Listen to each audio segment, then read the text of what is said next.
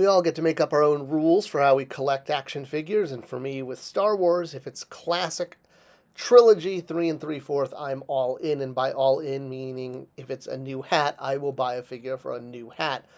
I will buy a figure for a bathtub shaped as a tube. But hey, I've done worse. So when new announcements were made for the 40th anniversary of Return of the Jedi, and I did check, Return of the Jedi is one of the original trilogy films. I had confused for a while with that whole Rise of Skywalker thing. I couldn't remember which one was released in '83. Luckily, I just checked the calendar and it told me. So, yes, we've also had the Endor Bunker set, another way of commemorating this 40th anniversary, and both of these items, said speeder bike and said bunker, each come with a, call it exclusive, carded vintage collection figure. And as a new hat collector, someone who will buy a figure if it simply does have a new helmet, which in the case of these figures do, it falls right there in my collection of must-haves. But are they improvements of previous figures? Was this an opportunity to finally give this bearded Endor rebel a name? Well, I don't think they're going to actually admit that it was Rex. That's just a fan thing. I mean, to me, Rex in Star Wars will always be the Star Speeder 3000 pilot. All right. Well, from Star Speeder 3000 to speeder bikes, we've had speeder bikes in Star Wars as long as speeder bikes have been around, since, again, that was 1983. Trust me, I checked the calendar.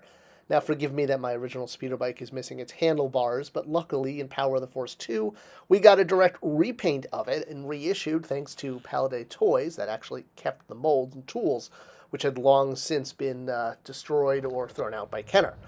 Now, the nice thing about the Power of the Force 2 version is we had a nice added articulation point with the Scout Trooper's helmet, so he could actually look down and look forward, as opposed to the original one, which just sat on top of the speeder. Same thing worked for Leia or Luke or anyone else. You can obviously tell it's a direct repaint because you can see the T-bar used to hold the vintage figure in place is still present on the Power of the Force 2 version. So, we did finally get a single-carded version of the Scout Trooper, who can sit on the Power of the Force 2 bike, but this Power of the Jedi figure doesn't quite look as well when he's actually on the bike. Although you will give him props for actually coming with a removable blaster, since every other Scout Trooper ever made, the blaster was part of the sculpt of the leg and wasn't actually removable.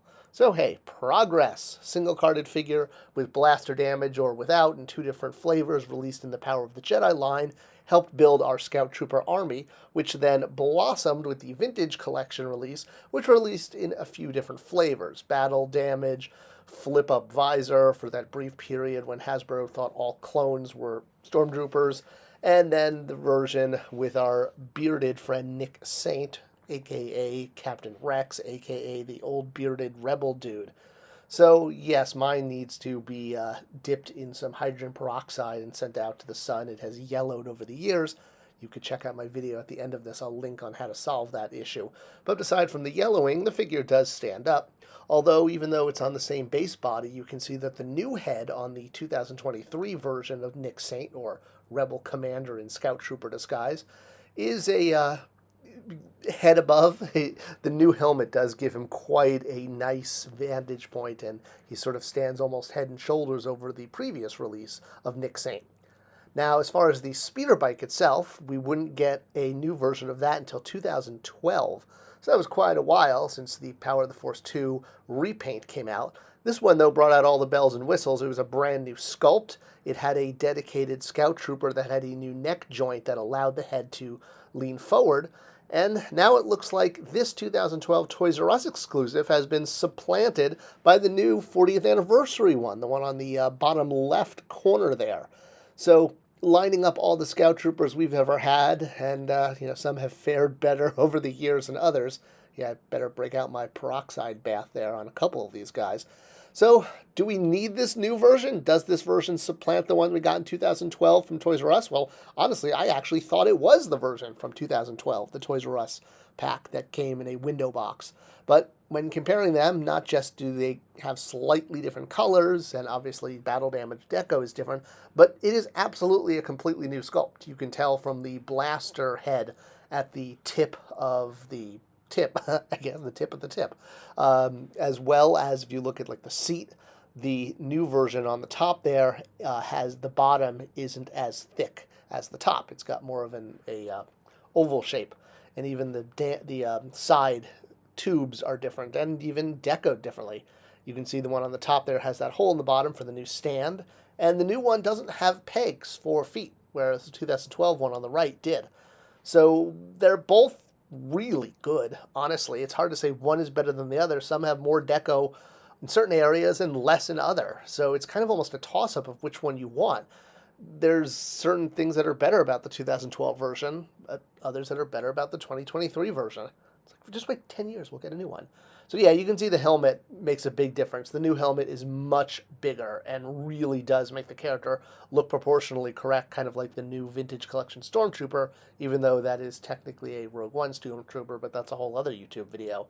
And once again, going back to the Nick Saint Rebel Commander version, comparing him next to my very, very yellowing one, you can see how much the helmet works. And here is the Nick Saint helmet next to the new Scout Trooper. So you can see the helmets are the same size. They're both larger than any previous Scout Trooper, including the Nick Saint Trooper or the flip-up visor one, or even the original vintage one that's there in the background on the far right.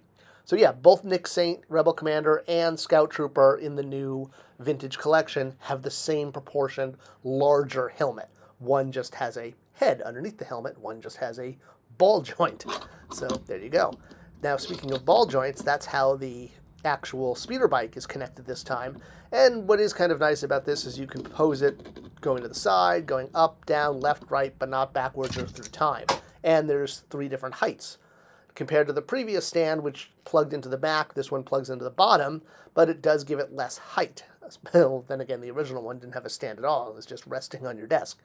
So there you go. We've had a lot of Scout Troopers and a lot of Scout Trooper speeder bikes over the years, but the new ones absolutely are an improvement. And since I do love Scout Troopers, I really like this new figure a lot. And I'm really glad to have it. I think it actually, while the 2012 Toys R Us one does have some advantages, like the peg holes on the feet and some of the deco areas that aren't hit, I like this one a lot. And the Nick Saint / Endor Rebel Commando, whatever you want to call him, great to have a carded version.